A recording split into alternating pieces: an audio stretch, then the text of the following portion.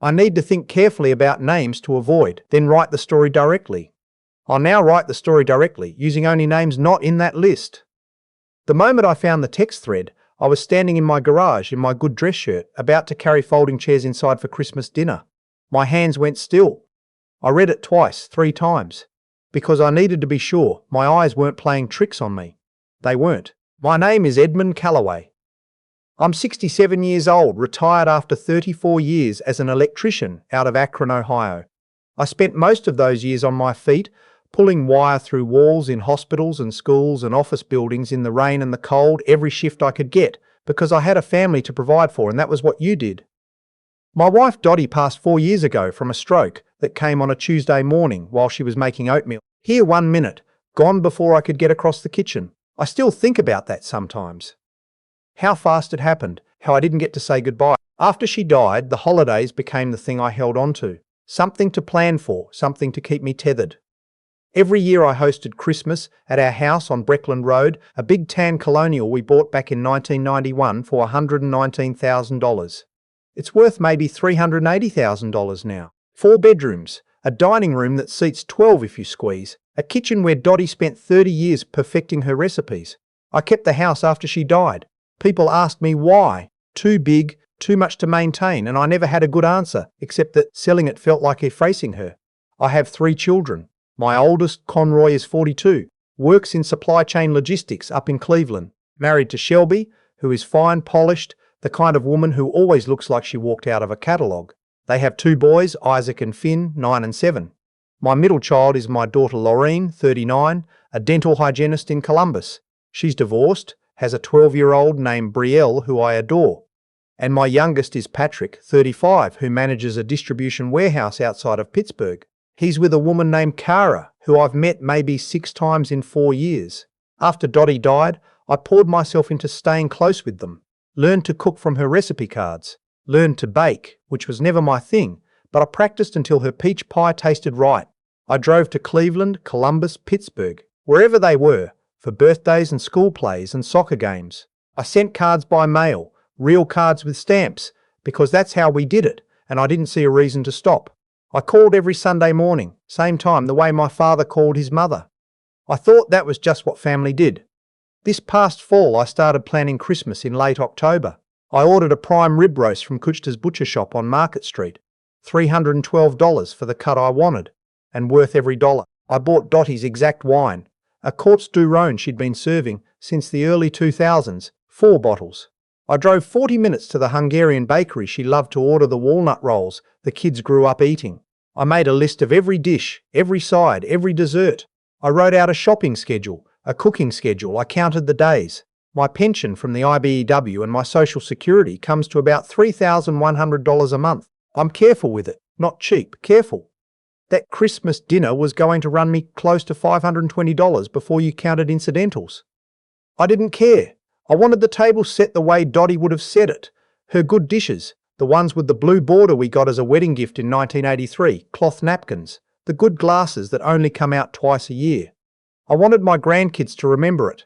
I wanted it to feel like her. The second week of December I texted the family group chat, the one called Callaway Crew that we'd had for years, to confirm everybody was coming. Conroy confirmed, Laureen confirmed. Patrick said yeah, he and Cara would be there. I bought the prime rib. I ordered the walnut rolls. I started thawing things, timing things, planning things. On December 18th, I was in the garage getting the folding chairs because I was going to set up the table a week early, just to feel like things were in motion. My phone was in my breast pocket. I felt it buzz, pulled it out. It was a notification that I'd been added to a text thread. The name at the top said Callaway Kids. I didn't know that thread existed. I assumed Laureen must have added me by mistake, maybe meaning to add someone else. I opened it.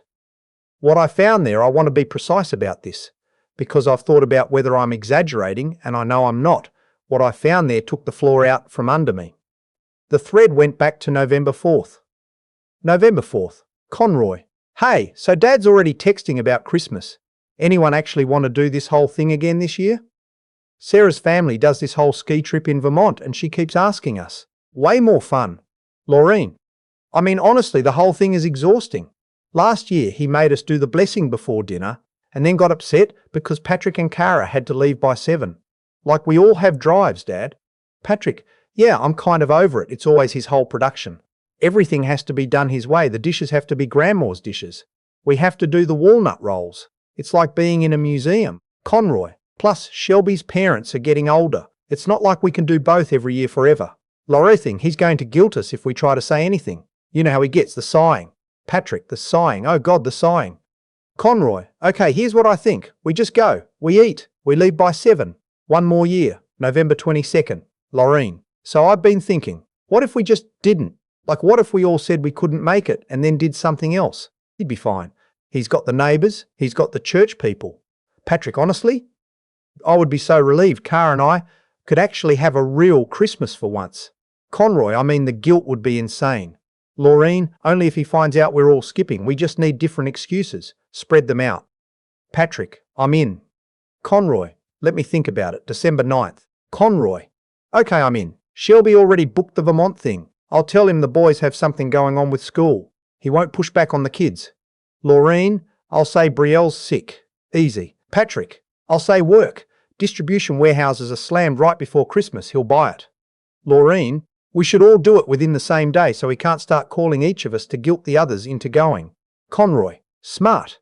Let's do it December 21st. Gives him a few days to adjust. Patrick, deal. Sorry, Dad, Laureen. Don't be mean. Patrick, I'm kidding. He'll be fine. He's got that priest friend. I stood in the garage with the folding chair still in my hand and read it through twice. Then I set the chair down very carefully against the wall, the way you set something down when your hands aren't entirely steady. Walked back into the kitchen, stood at the counter where I'd set out Dottie's recipe cards that morning. Her handwriting on the index cards in blue ink, her little smiley face she drew at the top of the ones she was proud of. I'm not a man who cries easily. I didn't cry. But I felt something I haven't felt since the hospital told me about Dottie. That particular kind of cold that starts in your chest and spreads out to your fingers. They'd been planning it for 6 weeks. A museum. Patrick called this house a museum. This is where he took his first steps. This is where Dottie stayed up until 2 in the morning, wrapping his presents every single Christmas for 18 years. I went to the living room and sat in my chair, the one by the window. Dottie's photo is on the bookshelf across from it, from our trip to the Smoky Mountains in 2014. She's laughing at something I said. I can't remember what. I asked her what she thought I should do. And I swear, I know how this sounds, but I swear I heard her as clear as if she were in the room. Don't you dare make it easy for them, Ed. I didn't sleep much that night, but by morning I knew exactly what I was going to do. I wasn't going to cancel Christmas. I wasn't going to confront them.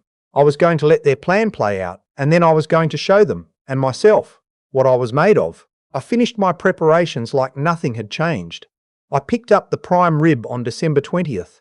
The baker called to say the walnut rolls were ready. I drove out and got them, wrapped them in wax paper the way Dottie used to, stacked them in the bread box.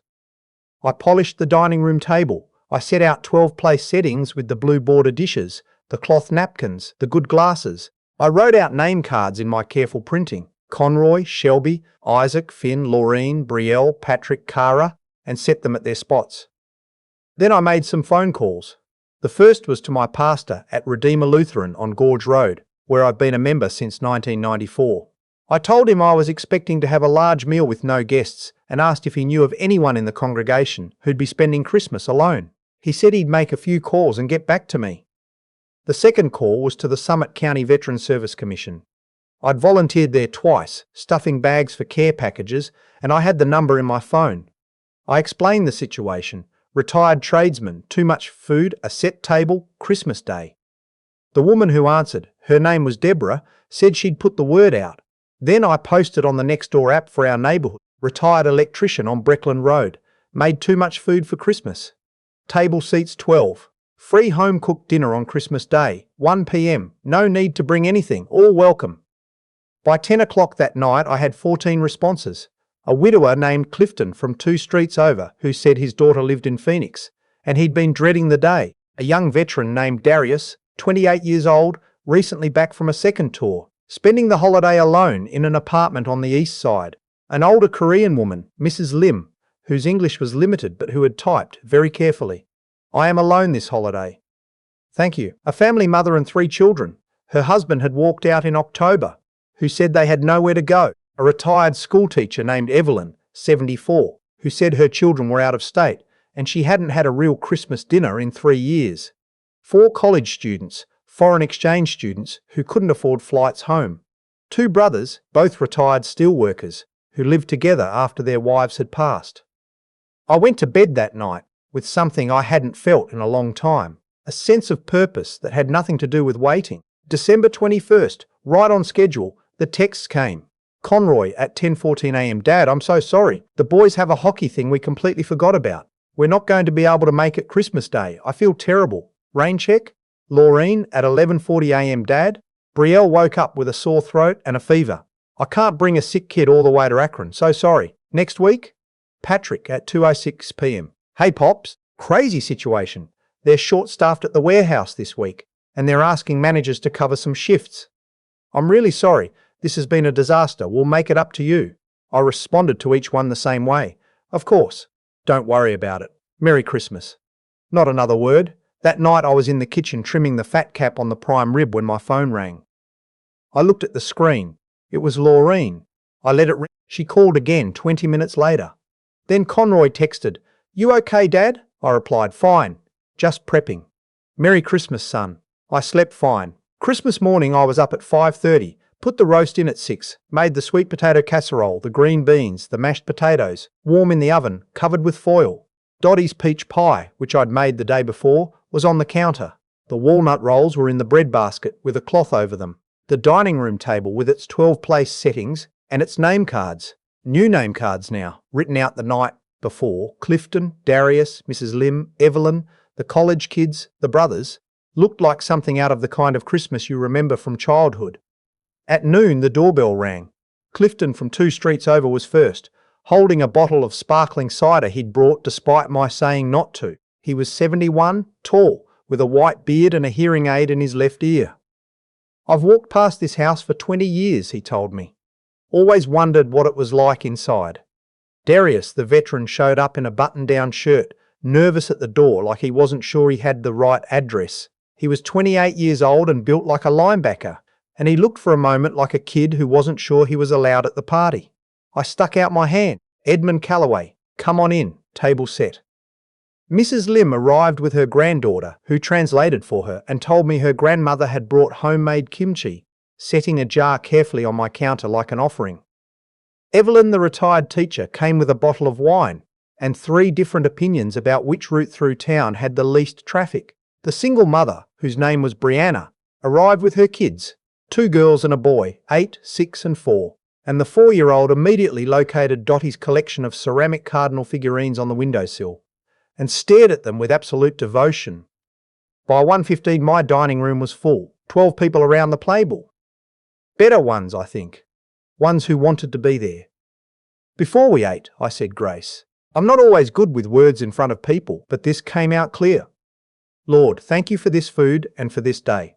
Thank you for these people who reminded me, right when I needed it, that a full table has nothing to do with who's obligated to show up. Amen. 12 voices said the prime rib was perfect. I'm not going to be modest about it. It was the best one I'd ever made. Evelyn had 3 helpings of sweet potato casserole. The 2 steelworker brothers, Earl and his younger brother Dewey, 71 and 69, from Barberton originally, argued cheerfully about the Steelers the entire meal, and I hadn't laughed that hard since before Dottie got sick. Brianna's 4-year-old fell asleep in the armchair in the living room right after pie, and nobody made a move to leave, and Mrs. Lim's granddaughter taught the college kids how to say Merry Christmas in Korean, and Clifton told a story about a Christmas in 1987 that had the whole table howling. Before I add a comment where you're watching from and what time it is, I'd love to know. I'll come back to that. Let me finish first. At 6 p.m, after the dishes were done and the last guests had gone, hugging me at the door, Evelyn pressing my hand and saying, "You call me Ed, I mean it." I sat down in my living room with a cup of decaf and my phone. It had been buzzing since about 4:30. Not because of anything I'd done publicly. I hadn't called a news station. I hadn't posted anything about my kids or about what I'd found on that phone thread. The next door post just said retired electrician, too much food, come eat. That was all. But next door is a funny thing. People share things. By the time Christmas dinner was halfway through, someone at my table, I think it was one of the college students, had posted a photo and a few sentences about what was happening at my house. Other neighbours shared it. It spread to the city's community Facebook page. By 6 p.m, it had been shared over 400 times with comments from people all over Akron saying things like, "This is the Akron I know, and this man is exactly what Christmas is supposed to be." I didn't know any of this while it was happening. I found out because Conroy called at 4:48. I let it go to voicemail. He called again at 5:02. Then Laureen texted, "Dad, people are sharing something about you on Facebook. Is that you? What's going on?" Then Patrick, "Pops, what happened at the house today? There's a post going around. Are you okay?" I turned the phone face down and finished my coffee. At 7:30 I heard a car in the driveway. Then another. I looked out the front window. Conroy's Suburban. Then Laureen's minivan. Then Patrick's truck. All three of them, standing on my porch on Christmas night, their breath-making clouds in the cold December air. The doorbell rang. I sat in my chair. It rang again. "Dad?" Conroy's voice. "Dad, we know you're home. Please open up." I sipped my coffee. "Dad, please. Laureen this time. I'm sorry. I'm so sorry. Please just open the door."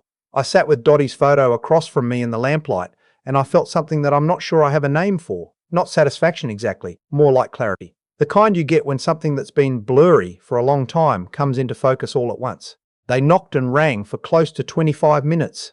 Then the cars backed out of the driveway, one by one. The text that came after that I read but didn't answer. "Conroy, we saw everything online. We know you had people over. We know you set the table. We don't know what to say except we're sorry and we need to talk to you." Laureen, "Dad, I can't stop crying. I don't know what's wrong with me. We were awful. Please." Patrick, "Pops, I'm sitting in the truck around the corner. I don't want to go home until you answer me. I'm sorry. I mean it." I put the phone on the charger and went to bed. I slept very well. 2 days after Christmas, I had a 10 a.m. appointment at the offices of Hargrove and Sills on South Main. I'd called them on December 19th, one day after I read that thread, and made the appointment without telling anyone. Barbara Sills had handled Dottie's estate, and when I came into her office, she stood up and shook my hand and said, "Edmund, good to see you. What can I do for you?" "I need to update my will," I said. I sat down and told her what I wanted. She listened without interrupting. When I finished, she set her pen down and looked at me. "You're sure about this?" "I've never been less unsure of anything," I said, which made her smile slightly. "In Ohio, you can disinherit your adult children entirely. There's no forced share for children the way there is for spouses." Barbara walked me through all of it. My estate as it stood. The house on Breckland Road, appraised at $384,000. Retirement savings in my MIB pension and 401A. Combined value of about $210,000. Life insurance policy, $150,000. Personal property, vehicles, tools. Rough total, just under $790,000. The new will distributed it as follows. 40% to the Summit County Veterans Service Commission. 30% to the Akron Canton Food Bank, where I'd been a periodic donor for years. 20% to establish the Dorothy Callaway Memorial Scholarship for first-generation trade school students at Summit Community College. I was specific it had to go to students pursuing skilled trades, plumbing or electrical or HVAC, the kind of work nobody in my family respected until they needed it. 8% to Redeemer Lutheran's Benevolence Fund, and 2% of roughly $790,000, which came to about $5,270, divided equally among my 3 children, Conroy, Laureen and Patrick, roughly $1,756 each.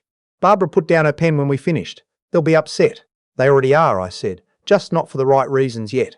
She witnessed the will herself along with her paralegal. It was done before noon. On December 28th, all 3 of my children showed up at the house together. I'd agreed to see them. They stood in my living room, the 3 of them, not sitting down because I hadn't invited them to sit. Conroy in his wool coat, looking like he hadn't slept well. Laureen with her eyes red. Patrick stood a little behind the other 2, hands in his jacket pockets, looking at the floor. "We owe you more than an apology." Conroy started. "What we did was—" "Which part?" I said. He looked at me.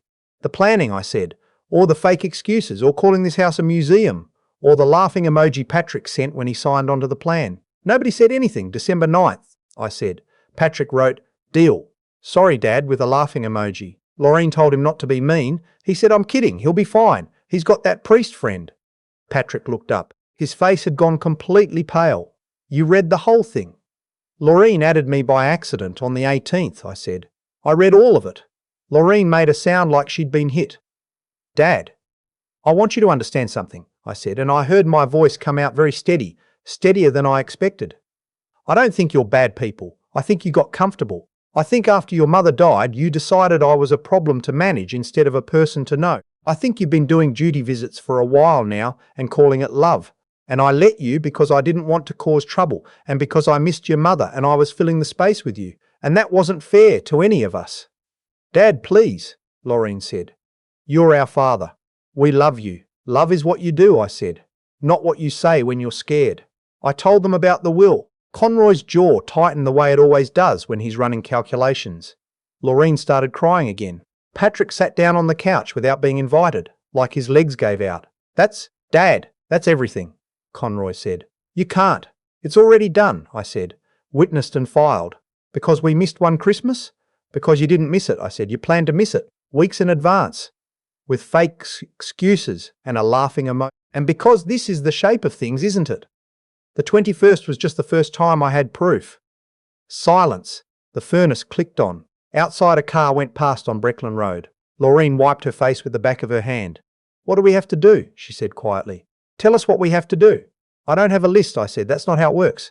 Either you show up or you don't. Either I matter to you or I don't. I'm 67. I'm healthy right now, but I won't be forever.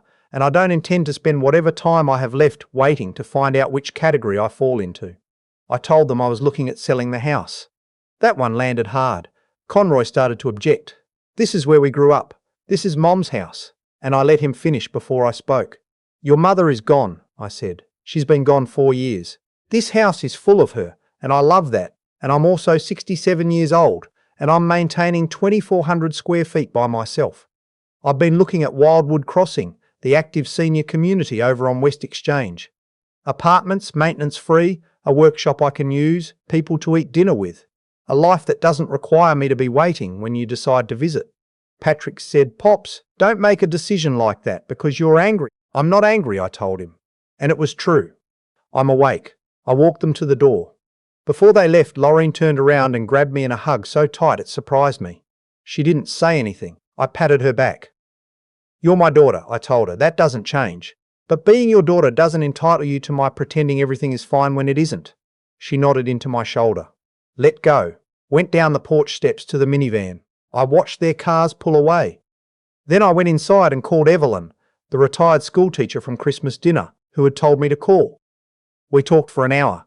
Turns out she's a widow too, 7 years now, and she gardens, and she has strong opinions about the Cuyahoga Valley National Park, and she made me laugh twice. I told her about Wildwood Crossing. She said 2 of her friends from her church lived there and loved it. They have a wood shop, I asked. A full one, she said. Retired machinist next door to my friends practically lives in there. I made an appointment to tour Wildwood Crossing the following week. What happened over the next 5 months I would not have predicted.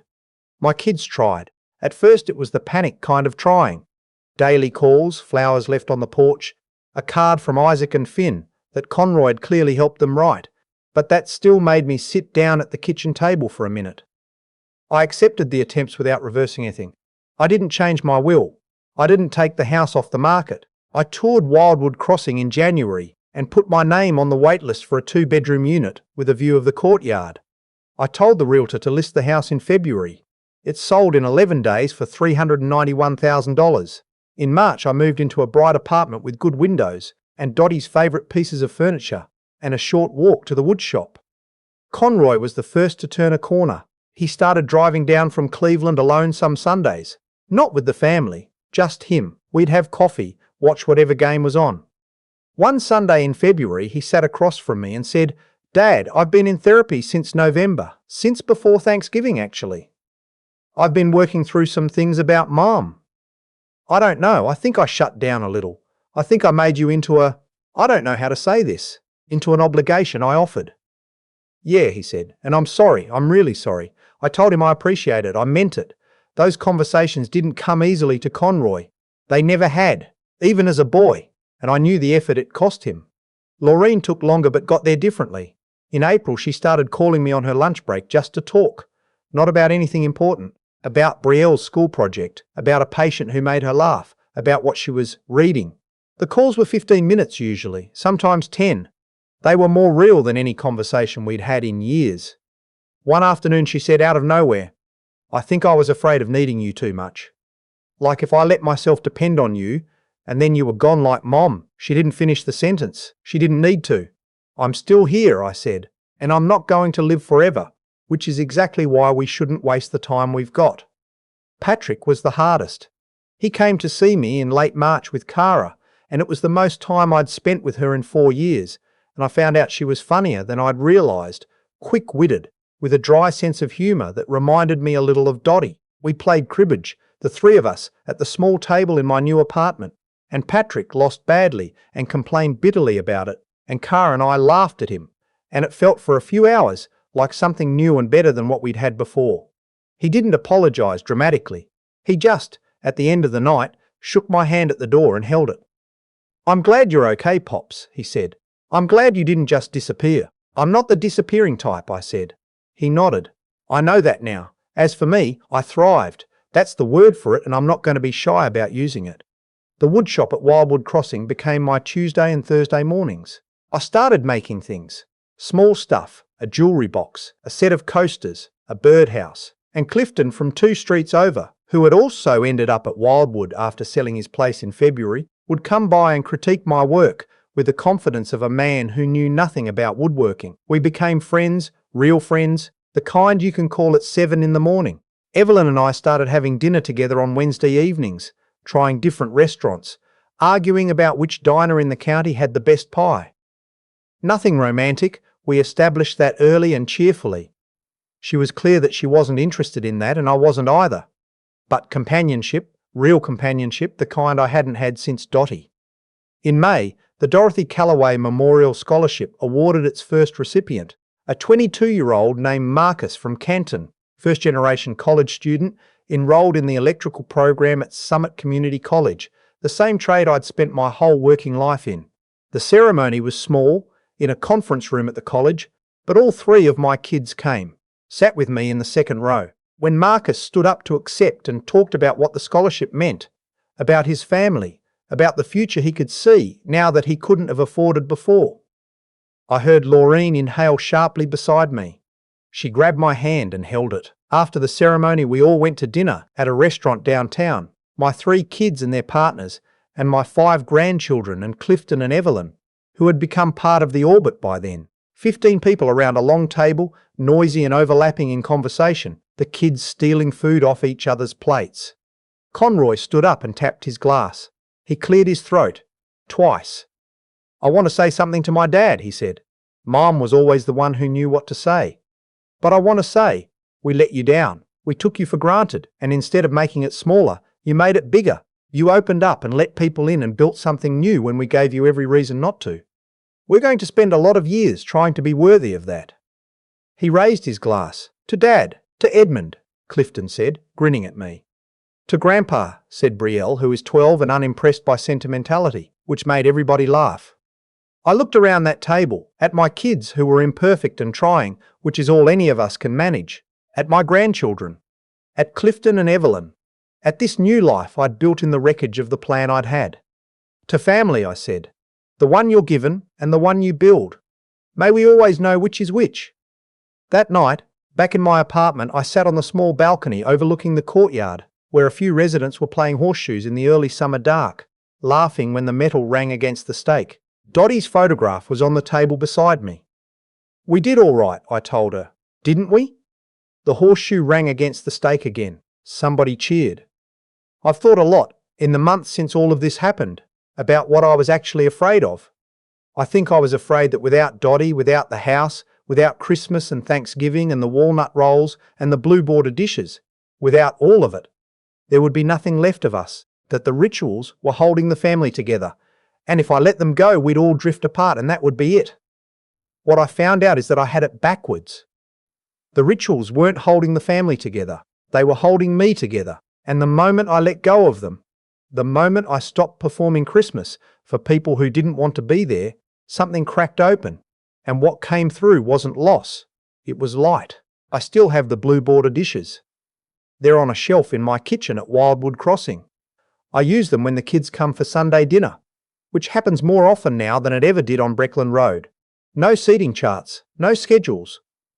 Conroy's boys help me in the kitchen. Brielle always brings flowers, which I'm convinced she does to honour some instinct she doesn't know she got from her grandmother.